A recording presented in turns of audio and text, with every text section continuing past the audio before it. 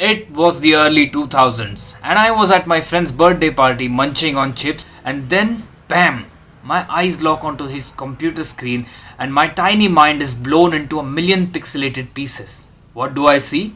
A game that defies all logic and takes coolness to a whole new level.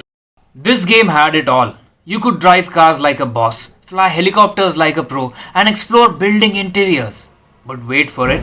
You could even fly an RC helicopter. Yes, you heard me right. A freaking radio controlled helicopter. Does this sound familiar? Yes, I'm talking about the game that introduced us to the gaming world. The game that dominated our minds and occupied 500 MBs of space in our local disk D or C for a decade. The game that needs no introduction, but wait for it.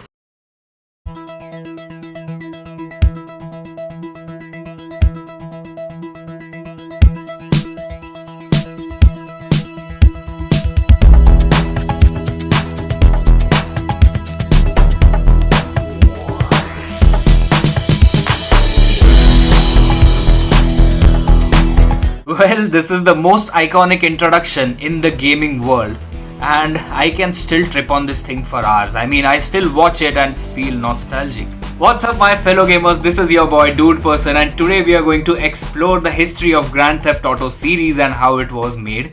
This is my new video series called Memory Lane.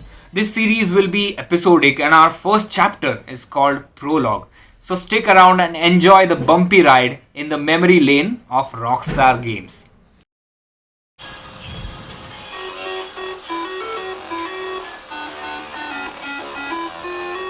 When someone says open world games, the first thing that I think about is Grand Theft Auto franchise.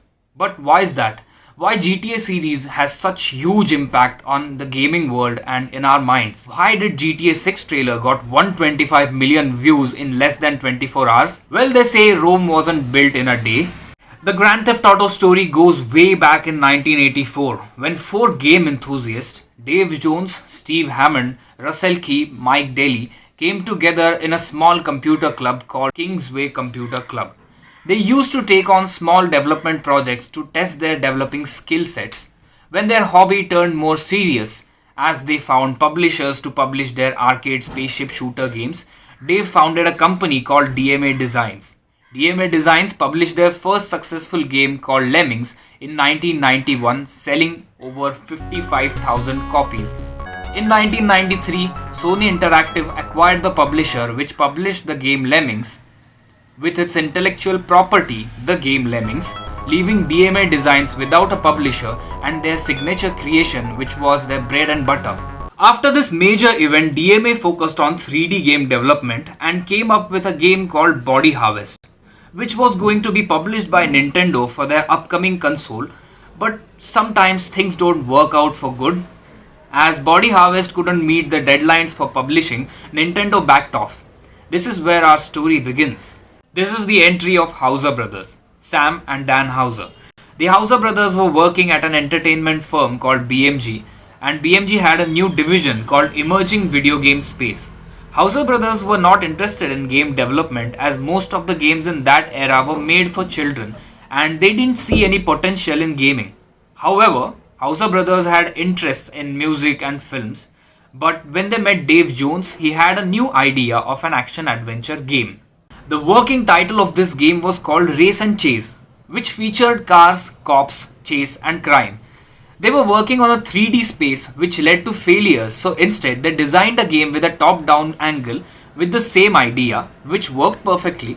But after tweaking the script and eliminating the idea of cops altogether, they realized that the game is still quite boring to play. For months they tested this game, brainstorming the ideas to make the game more entertaining. And one fine day a bug occurred in this game in which the cop cars started to ram into players' car during the pursuit instead of pulling them over. The developers found it interesting and they decided to keep it. That was the first version of wanted level system in Grand Theft Auto series. After the game was finished, Dan and Sam Hauser liked this game and they decided to publish the game through BMG. The Hauser brothers insisted on changing its name from Race and Chase to Grand Theft Auto. And that was the inception of Grand Theft Auto series, which would dominate the game industry in the future.